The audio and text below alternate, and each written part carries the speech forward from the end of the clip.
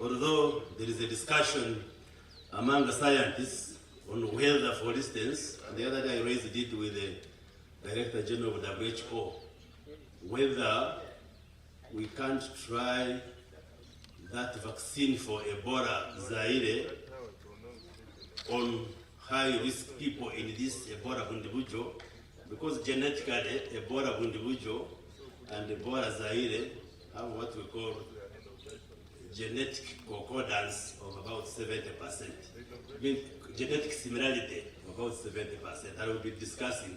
Suppose we use the other vaccine, can it offer some protection? But that is for scholarly and academic work. So those are the strains of Ebola. And the Ebola Zaire is much more aggressive than Ebola Budibujo. There is what we call case fatality rate, that if the outbreak is due to this strain, how fatal, how aggressive is it? And I can say Ebola Budibujo is less aggressive compared to Ebola Zaire and Ebola Sudan. That's why partly you see, like in 2000, when we had the first outbreak in northern Uganda, the one that took Dr. Pia, it was much more aggressive than what we see today. So the strains are different. Ebola Budibujo, like I said, was first identified in Uganda and Budibujo 2007, 2008, and it has had 3 outbreaks since then.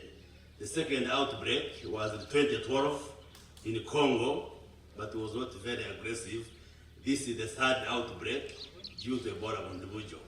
And partly that explains why the scientists have not yet developed a vaccine for it, because most of the outbreaks have been due largely to Ebola Zaire and to some extent Ebola Sudan.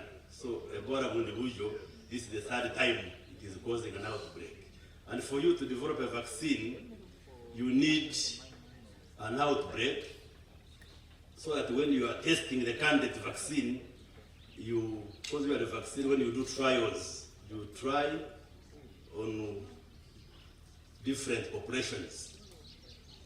But because there haven't been many outbreaks due to Ebola Budibujo, there hasn't been a lot of effort to come up with this vaccine. But currently, there are some trials which are being done. I think around 3 candidate vaccines which are being tested for this Ebola Budibujo, but we don't have a vaccine which has been approved to use against this. So how it is transmitted,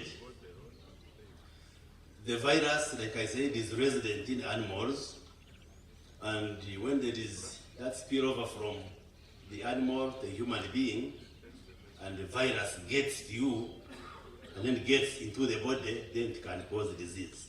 So like in Congo, they do a lot of wild game. They eat a lot of wild game, a lot of hunting and eat wild animals, and that's how the virus crosses. And of course, the process of butchering, and even if you eat poorly cooked meat, then the virus can reach your body.